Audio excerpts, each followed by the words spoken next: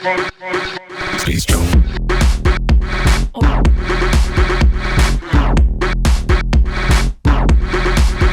Please don't.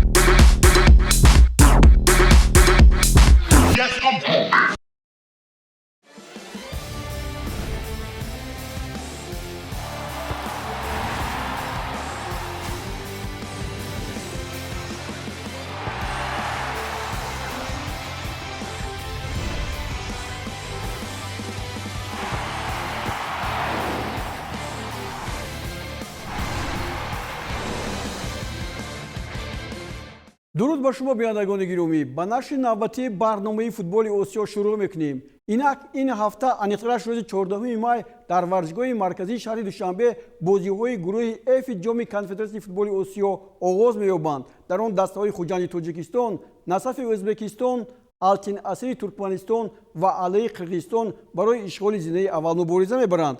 мо дар тамрини дастаҳо қарор доштем. Хуҷанди Хуҷанд ҳамчун мизбони бозиҳо ба шумор меравад ва баъди ғалаба дар дерби видояти Суғд дастаи Истарафшан бо натиҷаи 3-2 дар сафар ба рӯҳияи болида ба ин бозиҳо омадааст.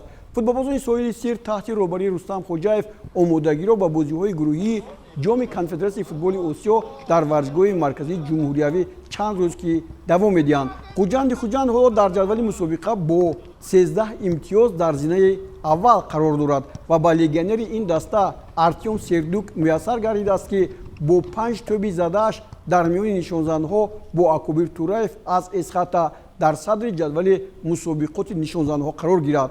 тайёрии даста ба ин мусобиқа чӣ гуна аст? خب در گروه بازی شما اولا با آلتیناسیر است. از اون چرا این صورت است در گروه ما کی رو همچون گفتم که یکی از دستای بهتری میشتوبید؟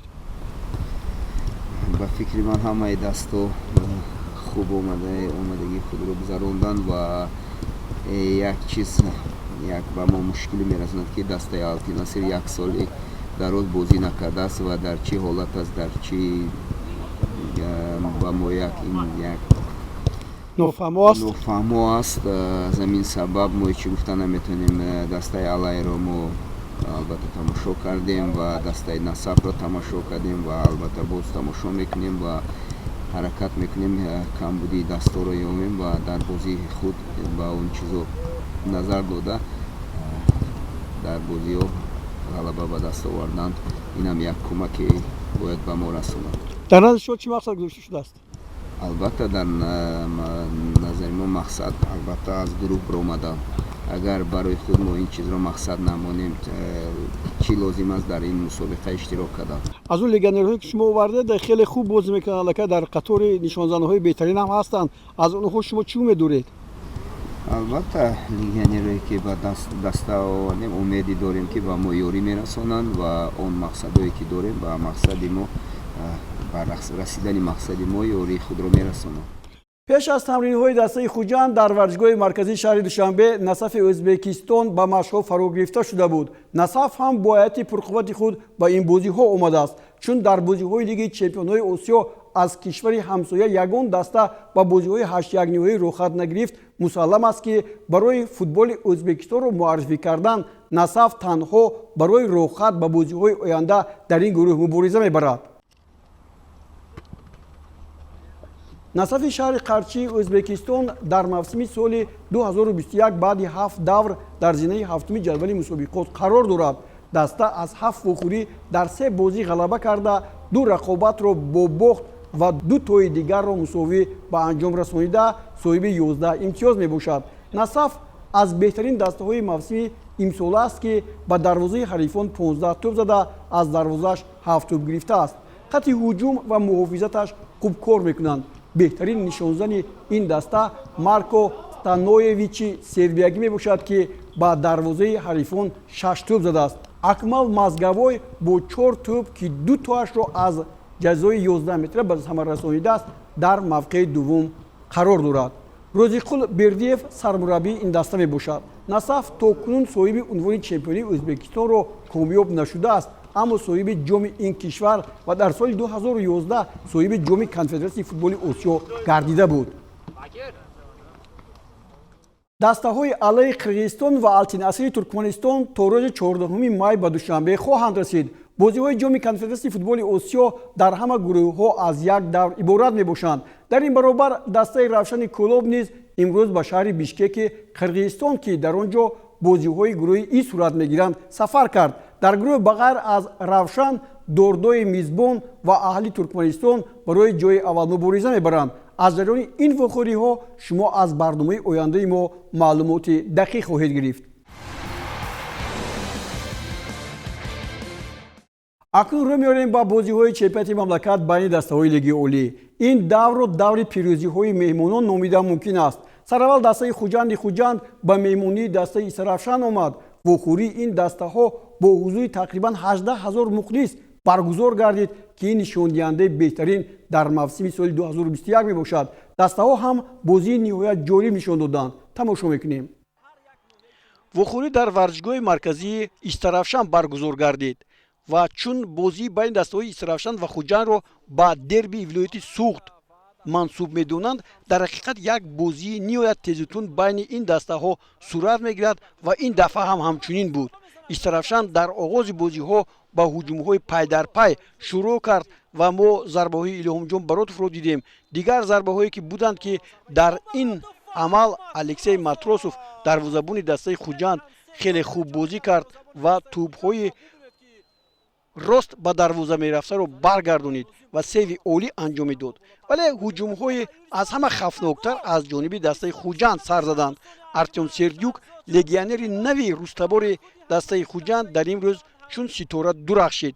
дар хисии якум буд ва Артем Сердюк ҳамин гуна як голи ғалатиро ба тӯри дарвозаи соҳибони майдон дастаи истаравшан ворид кард ва ҳисобро боз кард.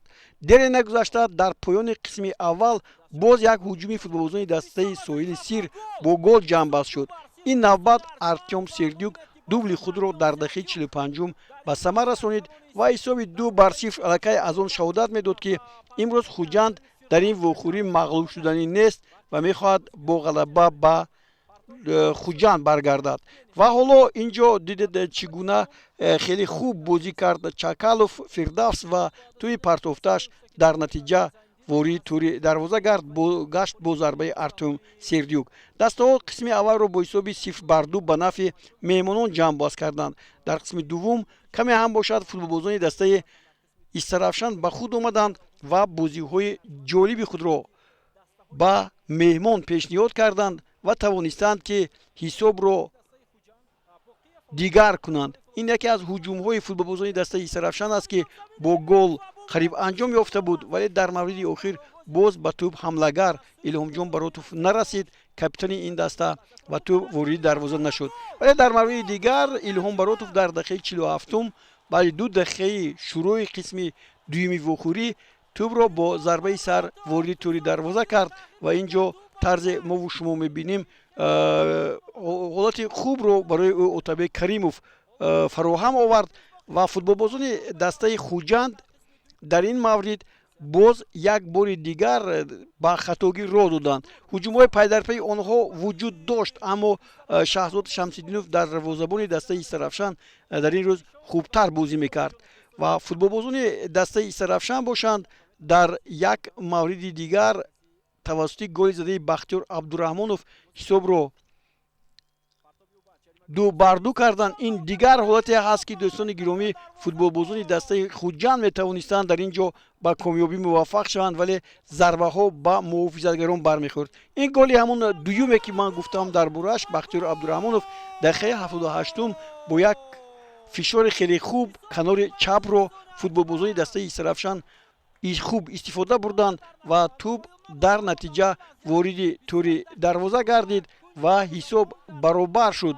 ҳоло бори дигар бубинед, ин ҷо муҳофизатгарон аслан агар ҳамту нигоҳ кунем, Фирдавс Чакалов аз назари худ берун гузошт ҳамлагарро ва ин як хараҷумараш дар назди дарвозаи дастаи истаравшан дар дақиқаи 83 ба вуҷуд омад.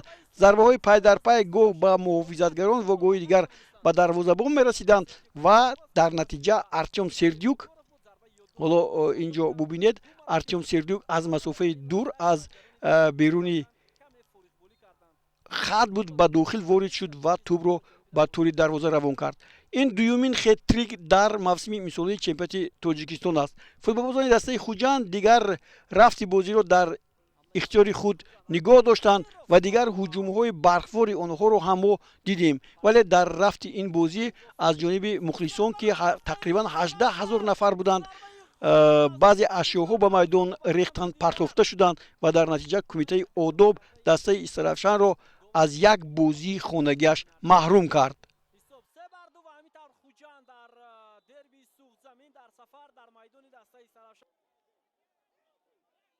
دومین کامیابی که در این در به میمانان منسوب گردید این غلبه دشوار و اولین خطلان در شهر کولا بود. فوتبالبازان شهر بختر پیش از سفر دسته روشن با بازی‌های جام کنفدراسیون فوتبال آسیا آنها را امتحان کردند و به مقصد رسیدند. در این ورزشگاه هم به نظامی‌ها رخ داد و من بعد روشن دو بازی خانگی خود را خارج از این ورزشگاه برگزار خواهد کرد.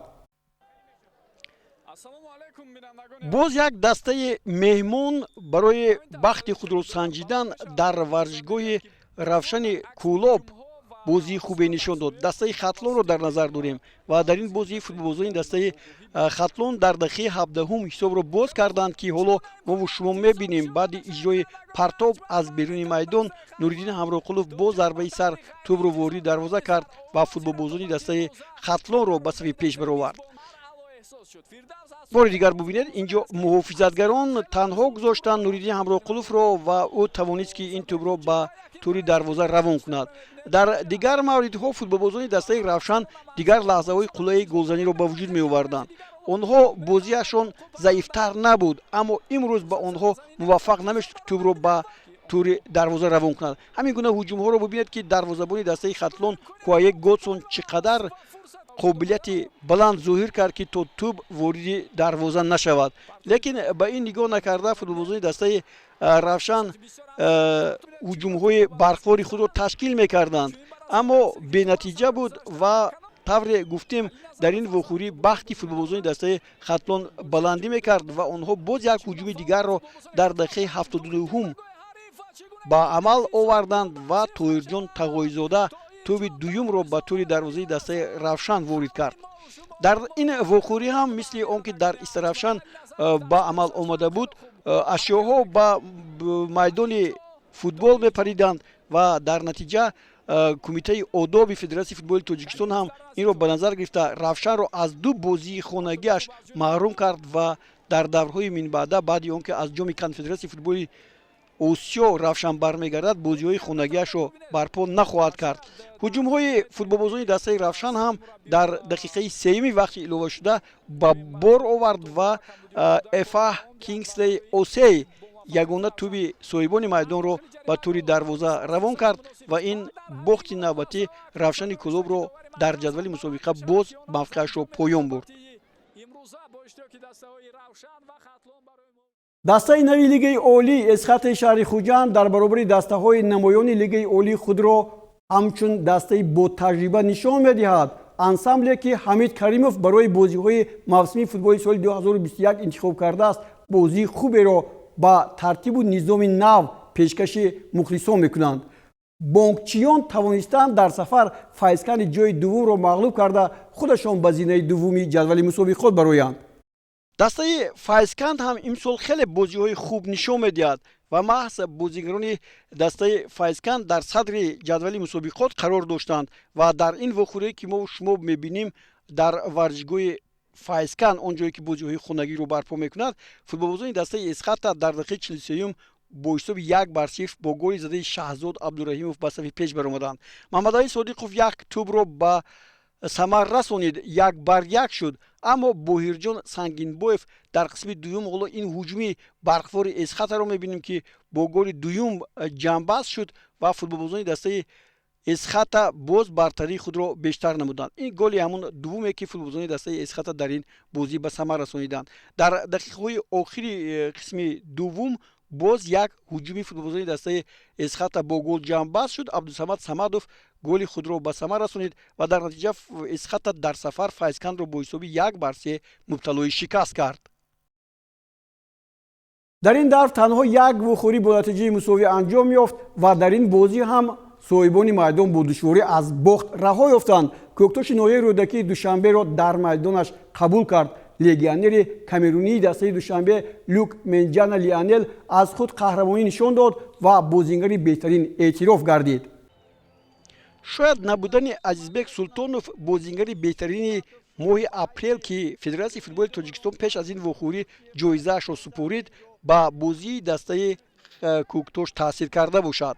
اما اینطور نخواهیم گفت چون که فوتبالبازان دسته دوشنبه از یک بازی تا بازی دیگر خوبتر بازی میکنند. لوک منجانا لیانل دقیقه 28 است و با یک ضربه سر نهایت عالی مجبور کرد که شاروخ قرقیزبویف که به حیث کاپیتان به میدان آمده بود توپ را از دروازه‌اش گیرد. بعد چند فوتبالبازان دسته کوکتوش توانستند که نقطه برابری را در این بازی گذارند. رسول پایزوف در دقیقه 33 گل اولین خود را در موسم امسال به طور دروازه دوشنبه روان کرد و در حیط دسته کوکتوش هم این گل اولینش بود که حالا ما و شما بار دیگر این حالت رو میبینیم. هجوم‌های فوتبالبازان دسته کوکتوش خوب بودند اما دروازه‌بان دسته دوشنبه فراموش سعیدوف خوب بازی میکرد.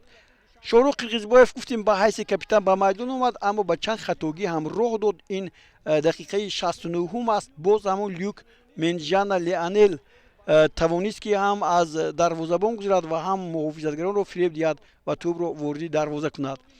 فوتبالبازان دسته دوشنبه باز یک هجومی اهلانه دیگر هم داشتند ولی شاروخ این نوبت خطاگی خود را اصلاح کرد و فوتبالبازان دسته کوکتوش باشند امکان یافتند که این وخوری را با نتیجه مساوی جمع بست کنند. حالا باز یک ضربه کنجی است از این نقطه که حالا رسول پایزوف ضربه زد و سهراب رحمانوف لگیونر ازبکستانی دسته کوکتوش با یک جست زیبا نتیجه را 2-2 کرد و این بازی با حسابی 2-2 به انجام رسید. در این وخوری علیشیر خولمرادوف در دقیقه 90 از میدان رانده شد.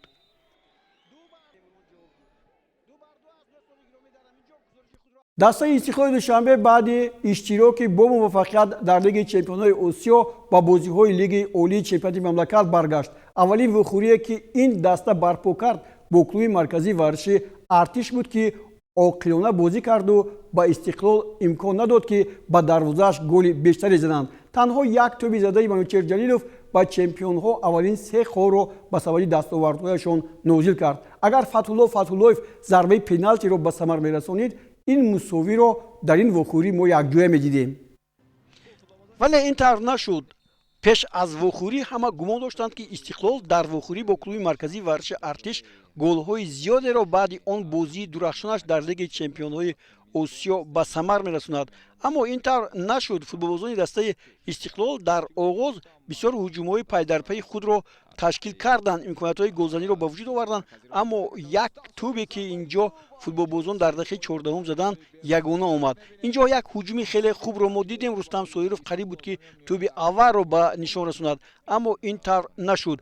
دوم هجوم از کنار چپ با کمک محمد جان رحیموف با ضربه باز رستم سویروف به عمل آمد ولی توپ بعد جستن از ضربه تیری دروازه به منوچهر جلیلوف آمد و منوچهر به همتا بود و توپ را راستا به توری دروازه روان نمود. 1-0 و فوتبالبازان دسته استقلال خیلی بروقت در دقیقه 14 طوری گفتیم به صفحه پیش برآمدند. در مورد دیگر در دقیقه 26 فتح‌الله از پای زده افغانیده شد در میدان نزد دروازه استقلال و داور برای همین عمل پنالتی تعیین کرد. ضربه جزا و خودی فتح‌الله با زدن این توپ آمد ولی توپ را نادرست به نشان رسانیده نتوانست. در این کار رستم یتیموف مهارت عالی ظاهر کرد. بار دیگر ببینید ضربه فتح‌الله راست با دروازه‌بان راست آمد و اینجا هم یک برخورد بود که رستم یتیموف لات برداشت ولی بار دیگر ما تکرار این حالت را نشان دادیم که چگونه فتح‌الله میتوانست که کلوب مرکزی ورزشی ارتش را از بخت رها کند. نیمه دوم هم با هجوم‌های پای در پای فوتبالبازان دسته استقلال گذشت. در این حالت هم بار دیگر ما دیدیم چگونه منوچهر جلیلوف از بالای سری دروازه‌بان توپ را به توری دروازه زد ولی توپ به توری دروازه وارد نشد، به دروازه وارد نشد. فوتبالبازان دسته کلوب مرکزی ورزش هم در بعضی احیان‌ها метавонистанд бо зарбаи худ ҳисобро дигар кунанд. Доган дар ин вохӯрӣ аз аввал то ба анҷом бозӣ кард. Чизи дигаре ки таваҷҷӯҳи моро кашид ин ивазшавии Муҳаммаҷон Раимов ба Аҳтам Назаров ва якбора баъди чанд лаҳзаи дигар Аҳтам Назаровро бо Ромиш Ҷалилов иваз кардани Виталий Левченко ба чашм расид ва маҳз Ромиш Ҷалилов дар фурсатҳои охир бисёр ҳолатҳои ногуворро дар назди дарвозаи дастаи клуби марказии варзиши Артиш ба амал овард, ки ин яке аз онҳо буд ки мо шумо дидем. Дар натиҷа бозӣ бо пирӯзии Истиқлол бо ҳисоби 1-0 хотима ёфт. бармегардем ба бозии охирини Насафи Қарчӣ дар чемпионати Ӯзбекистон ки бо дастаи бунёдкор дар сафар анҷом дод. ду даври охир муҳофизатгари дастаи мунтахаби Тоҷикистон Давронҷон Эргашев ки дар ҳайати дастаи бунёдкор бозӣ мекунад ба қатори бозигарони беҳтарини даври чемпионати ҳамсояи кишвар дохил мешавад ки ин ба нафъи дастаи мунтахаби Тоҷикистон мебошад. Бозигари дигари дастаи мунтахаби Тоҷикистон Эҳсони Панҷшанбе аввалин тоби худро дар мавсими соли 2021 чемпионати Ӯзбекистон ба дарвозаи Қижилқум зад. Мо ҳам ин голи задашударо дар барномаи имрӯзаамон ҷой додем. дастаи Навбаҳор мисли соли гузашта он қадар ҳунарнамоияш намоён нест. Аз 7 вохӯрӣ дар як бозӣ ғалаба кардааст, 3 мусовӣ дорад ва 3 бохт. 5 гол задааст ва 7 тӯб аз дарвозааш гирифтаасту 6 имтиёз дорад. Дар вохӯрӣ бо дастаи Қижилқум ҳам футболбозони дастаи Қижилқум ҳисобро боз карданд ва ин Мате Васадзе буд ки ҳисобро дар дақиқаи 9 боз кард, аммо голи Эҳсони Панҷшанбе дар дақиқаи 37 ки ҳоло мо шумо дидем ҳисобро баробар кард 1-1 ва футболбозони дастаи Навбаҳор ба гирифтани 1 имтиёз ноил шуданд. боз як хабари нав. Сармураббии дастаи мунтахаби Тоҷикистон Усмон Тошев ба ҳайси директори генералии клуби футболи Бухорои Ӯзбекистон таъин шуд. Алҳол дар ин бора тафсилоти бештаре ба мо нарасидааст ва дар ин мавзӯъ муфассалтар дар барномаи оянда ба шумо иттилоъ хоҳем дод. аз рӯи баъзе аз фарзияҳо Усмон Тошев баъди анҷоми 2 вохӯрии боқимонда дар бозиҳои интихобии ҷоми ҷаҳон дастаи мунтахаби Тоҷикистонро тарк хоҳад гуфт. бо ҳамин хабар барномаи навбатии футболи Осиёро ба анҷом мерасонем. бо хабарҳои тозаву нав то барномаи дигар. шодӣ, нишод ва осудагии шумо орзуи мост. хайр то боздид. худро эҳтиёт кунед.